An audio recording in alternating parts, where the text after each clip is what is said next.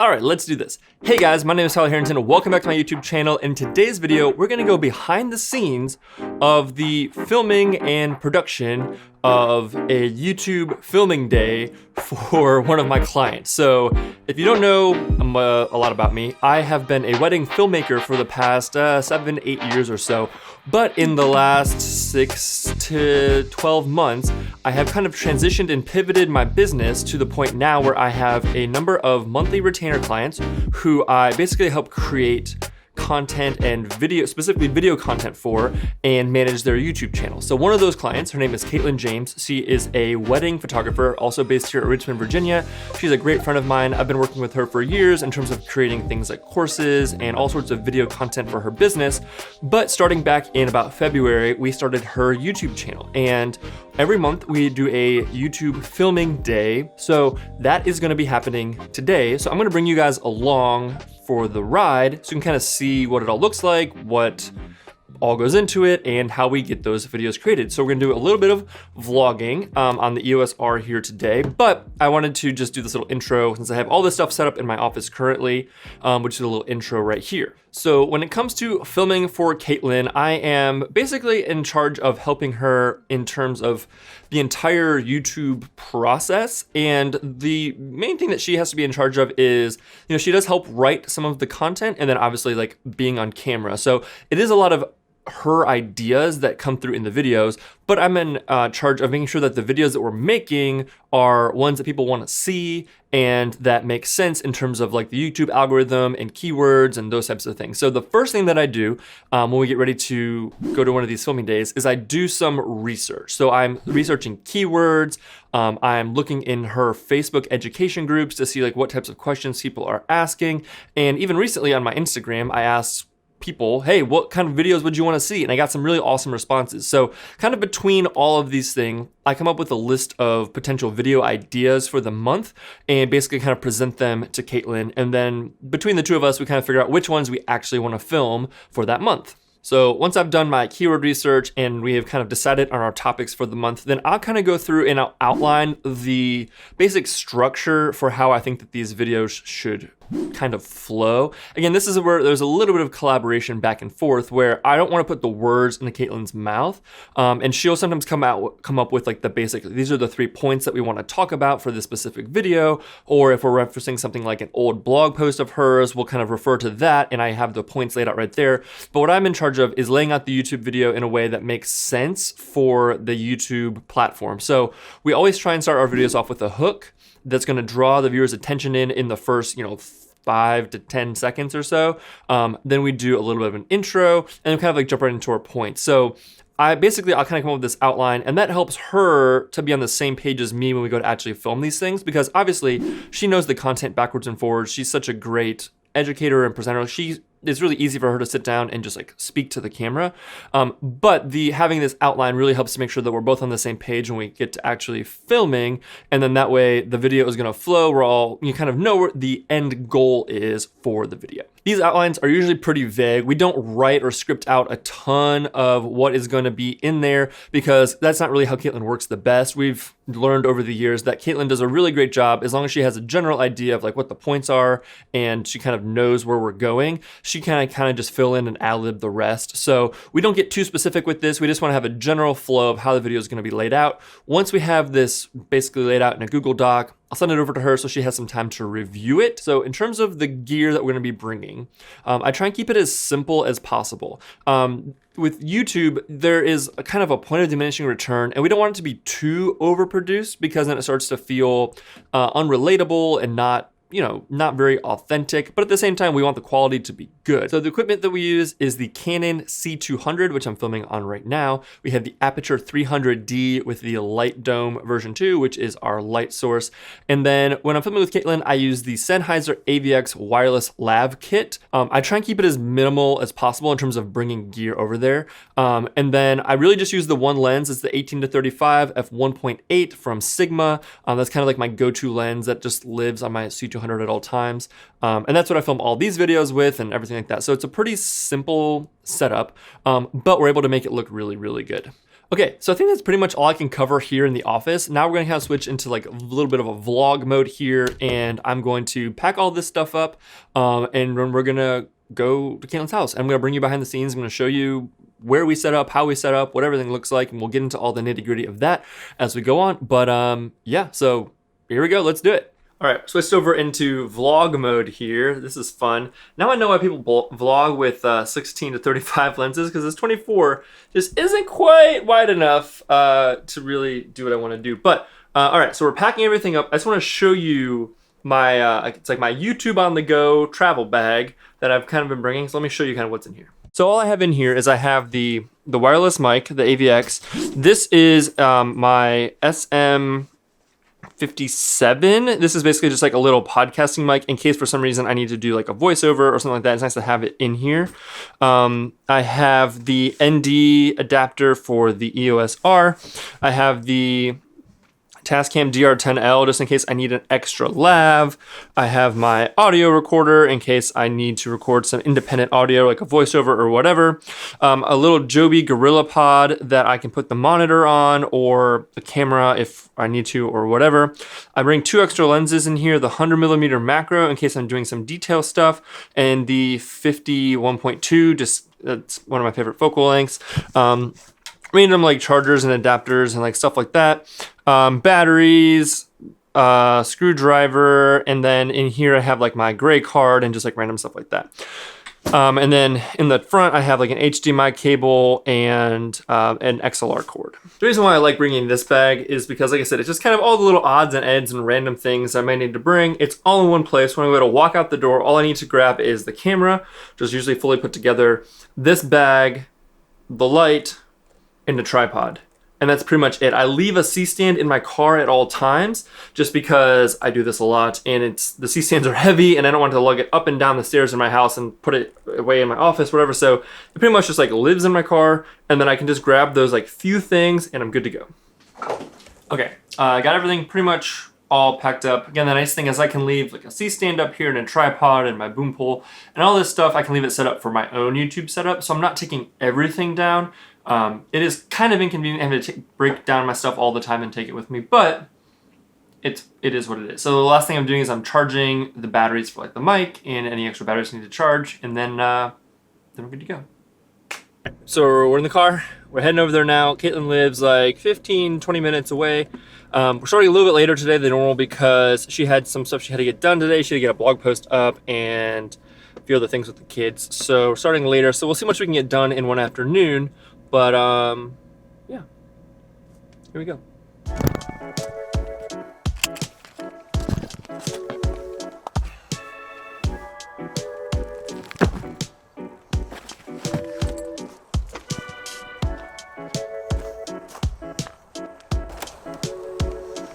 Hello. All right, so we are filming with KK. Say hi, KK. Hi. So I'm just gonna do a real quick walkthrough of our setup here, and then we're gonna do some like behind the scenes, so you'll see the making of how this sort of process works. Because a lot of people ask questions about like, how does the actual filming go? Like, do I tell you what to say? Do I not tell you what to say, or whatever? Depends on if I'm having a good day or a... It depends on how technical the topic is, Yeah. and it kind of varies. So anyway, we're gonna show you all that here. So all right, let's just show you a little bit of the setup. Okay, so here we are. So here's Katelyn, and this is what she is looking at. So we have the camera over there. We've got a monitor down here. This is the Atomos Shinobi. That is like her reference monitor there. We've got the C200. She is wearing the mic pack, right, KK? She's got it hidden. We have it hidden under her shirt so you can't see it. Right there. I like doing it that way better because I feel like it feels more natural and less like you've got a big mic sticking out of in the frame. And then from my end, this is kind of what I'm looking at. This is our frame. We've got the autofocus turned on, shooting with the 18 to 35. KK is a little bit pregnant, so we have the Higher angles. we have a very high camera angle for KK, which looks great. We've got the light over here. It is almost full power. We're at 93% because the sun is shining through. We want to make sure that we don't have any hot spots in our shot. But yeah, that's pretty much what we're working with. It's pretty simple. One camera, one light, one microphone, and yeah, we go from there. Okay, so what I'm going to do here is I'm going to let this just roll. I was thinking about cutting it down, but I think that you being able to see this full clip is going to be helpful because it really does show the dynamics of how Katelyn and I work together as I'm kind of guiding her through our outline, giving her some ideas of what to say, but then you'll see that when I give her a suggestion or kind of a prompt for the next section, what actually comes out of her mouth is usually very different from what I'm telling her, but that's good because I want it to be her words because it's her channel, obviously, and I'm just kind of helping guide her through the video outline and stuff like that. So I'm just going to let this roll just so you can kind of see exactly how this dynamic plays out. This is only going to be a few minutes of, you know, the 45 or so minutes for this whole video, but I think it's a good example of how our dynamic works together. So for the hook, I just wrote a couple ideas. You don't have to do the whole thing for the hook. Okay. But I think the idea for the hook is, based off of the title, is going to be, you know, I just bought the R6, and I'm just going to spoil it from the beginning. I absolutely love this camera. In this video, I'm going to explain to you, like, why I love it, you know, the whole process so far of, like, getting this new camera, getting it set up, and we're going to kind of just go through the whole thing. I shot an entire wedding with it, so I'm just going to share all my experiences with you. Yeah. Okay. Something like that. If you're thinking about buying this camera, this video is going to help you out. Okay. Like that. Ready? Okay. Do an audio test for me. Test 1, 2. Test. 1, 2. Hey there, I'm talking like this. This is how I talk. I talk like this. Is it good? Yeah. Okay. Perfect. Okay. All right. Whenever you're ready. Okay, I'm ready. All right. Hey there, I just recently bought the new R6 Canon mirrorless camera and I love it. I'm just going to tell you I'm obsessed with it, and if you're on the fence of whether or not you should invest in a mirrorless camera as a wedding photographer, I'm going to help you make that decision in this video. Perfect! Okay, you're getting so good at your hooks. What? Nailed it! This is the first time I've tried something completely new, so I was like really out of my comfort zone. But it was actually like a really good, like, whatever. I don't want to put words into your mouth. Yeah.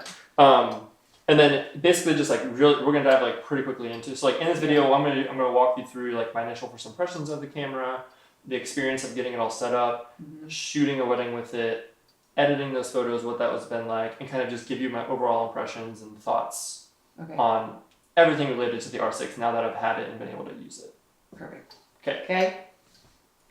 Hey there, I'm Katelyn. Welcome to my YouTube channel. This is a place where we love to empower photographers to build profitable and purposeful businesses while also letting you see a little behind the scenes in our everyday life. So I'm excited that you're here because this is a really big deal in our business and in our life. We have been in business for 12 years, and honestly, I've never had to make a major shift in how I shoot or with what I'm shooting with. So That's fine. Okay, so you can go from there. Okay, so this is my first time experimenting. Or experiencing. So this is my first time experimenting with a new camera system, and this is a big deal because for me, I took a big risk buying the camera, trying it out, and using it for a full wedding day. So in this video, I'm going to show you how I edited these photos. I'm going to talk about the initial impression on the wedding day, things that were really great and surprised me. I was like amazed by these things, and then also share some things that were challenges. So you kind of have an overall all-encompassing view of what it might be like for you to use an R6 for your first time. Perfect. Okay. So then I would just like, we're going to rotate this in smaller chunks. Yes. So I would, just start with sort of like unboxing and first impressions. So I would literally start with, okay, so I ordered this camera. When did you order it? I think I ordered it. You didn't order it the day of, I don't think. No, I ordered it a couple weeks after it was announced. So I'd say like, you know, maybe July. Ty convinced me to buy it or whatever. You can say, you know. Yeah. So I ordered a couple weeks after it came out, so I ended up getting it. End of August. At the end of August. Well, no. Got it first week of September. Yeah, so maybe you're a little later. So you're probably not the first person. Maybe I ordered at the beginning of August. It doesn't matter. It took about a month. Oh, just like I didn't order this on release day. It took me a little while to like, I didn't even know about it until I talked to Ty about it. But I decided it was something I wanted to, you know, try. Mostly just so that you, for yourself and for your as an educator, so I would know what was going on. Yeah. And then just kind of go from there about your like when it came in the mail, like when you first pulled it out. You know, I actually filmed it and then like cut to your like actual first impressions. Okay. Okay. Okay. Yep. Okay. So start with When I ordered it. when you ordered it and kind of why you decided to order it, and then Okay. just stop. Okay. So when this was first announced, I was not the first person to order it. I wasn't sold on it. Ty had to literally come to my house and explain to me. I went ahead, I ordered the camera. Honestly, I ordered it and I wasn't excited about it. I'm like, Tyler told me to do this, I've got to order this camera. But when it came, I was pleasantly surprised. We actually filmed the day it arrived. And then we'll go to that. Yep. Mm-hmm. Okay. And we'll show you like, do you remember what you said in that clip? Did you talk about like, You have shots of you like taking out of the box? Yes. And stuff like that? Yeah. Yeah, that it was small. I said it like it was smaller. That I was nervous about it. That's fine. I mean, that's good. As long as we have something there. We don't want to repeat ourselves necessarily, but. Yeah. Okay, so maybe I'll say. Just like, so, you know. Yeah. So maybe I'll talk about the adapter first, because that was something that was weird to me. Mm-hmm. Okay. Okay. So I thought it was small. I thought I was going to be worried about the adapter. The adapter seemed weird to me. It almost seemed like I was going to be like devaluing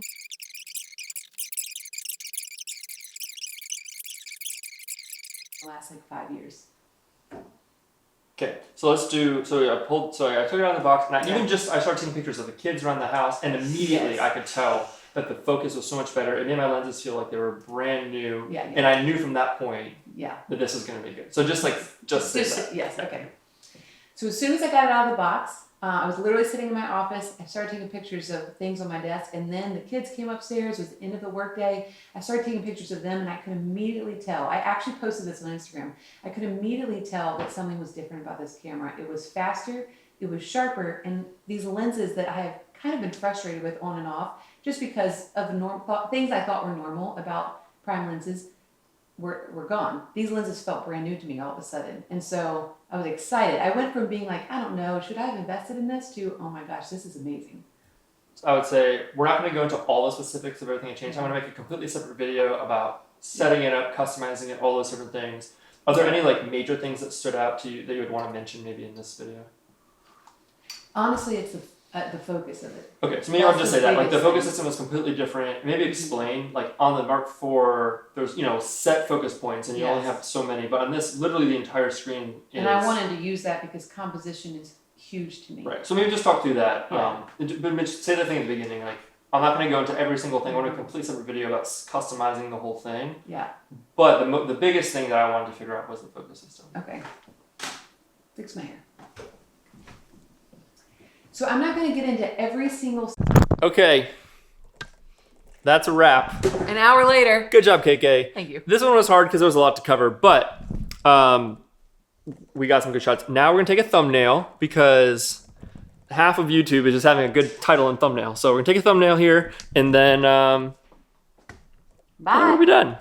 Okay, so we finished shooting all the A-roll, which is essentially when Katelyn is talking to camera. That one was a little bit longer because it wasn't a super scripted out video in terms of having very specific points. We wanted to talk about as much about this new camera as possible. So it went on for a little bit longer than normal. But now what I'm doing is I am just going to shoot some B-roll of these two cameras. I have her Mark IV right here and the new R6 here. So I'm just going to shoot a couple of B-roll shots. With the macro lens out, just getting some little detail shots and stuff like that. But yeah, other than that, that's pretty much how it goes. So we'll do that. We'll do the A-roll until we're done. And then usually what we'll do is move to a new spot in the house, and we'll kind of find a new background, reposition the light, reposition the camera, and then just go again. So it's basically just kind of rinse and repeat the same process over and over again. That's about it. I'm gonna grab these B-roll shots, and then I'm gonna pack it all up and go home. Okay, we're gonna have to cut the video off here because my original plan was to make this video the entire process from start to finish. But as you can see, this is already kind of a long video, and I haven't even gotten into the editing, the tagging, the uploading, the thumbnail, any of that sort of stuff. So I'm gonna save all that for part 2. We'll end part 1 here. The thing I want you to take away from this video more than anything else is that through this whole process, the #1 value that I'm providing to Katelyn in this relationship we have, this working relationship that we have, is not my fancy camera gear and my fancy lights and my microphone and all that sort of stuff. And while that is important, and while we will talk about that on this channel more and more, that's not really the value that I'm selling. Because anybody can show up, right, with a fancy camera and a fancy light and make it look good. The value that I'm providing, I'd like to think, to Katelyn and to all my clients is helping them to achieve a final product that they're really happy with. So in this particular circumstance, Katelyn has all the education. She has all the knowledge. She is so well versed in all these things. That's not what she needs help with. Where I'm able to help, and the value that I provide, is helping her take all that knowledge and that information and formatting it in a way that makes sense for YouTube, and also helping her just to communicate it and to get it into a video form and get her to say the words in the right order and make sure we have the raw material that we need to create a video that is compelling and interesting and gets her points across and all those different things. And that is what I'm providing. And if you can figure out, if filmmaker out there watching this, how to talk about that and how to communicate that to your clients, then it becomes not anymore about the camera that you have and light that you have. It's about the product you're able to help them create and help them create something that is bigger and better than themselves. And I would like to think that on the days that Katelyn films without me, which she does from time to time, like she has a setup at her house with a light and she has a a camera and a microphone and all those things, and she'll film on her own. But I would like to think, and she has told me, and some other clients have told me, that they miss when I'm there because they don't get the same amount of feedback, and it's just a different filming process. And I do think that the videos are better when we're able to work through them like you saw in this video. The gear, it does matter, and it's important. We'll talk about it to a certain extent, but it doesn't really matter that much. So hopefully you guys enjoyed this video. If you want to see that part 2 with all the editing and the tagging and the uploading, all that sort of stuff, this video actually, as of recording of this, has almost 20,000 views in the first, I think, like 3 or 4 days of being live, which is probably about 10 to 15 times what we normally do for a video, so that's good. So if you want to see all the steps that went into getting that part of it, getting it all the way up onto YouTube, make sure you subscribe so you don't miss part 2. And we'll be doing tons more videos about this type of thing in the future, because I could make entire videos about every little teeny step of the way through this entire process. But this is just kind of a general overview for how it works. I hope you enjoyed it. I really enjoyed making it, and I definitely want to do more behind the scenes stuff, more vlogging stuff. I'm not the greatest vlogger. I need a little more practice, but hopefully you enjoyed some of those vlogging clips. So thank you all for watching. I hope you enjoyed this video, and we'll see you next week.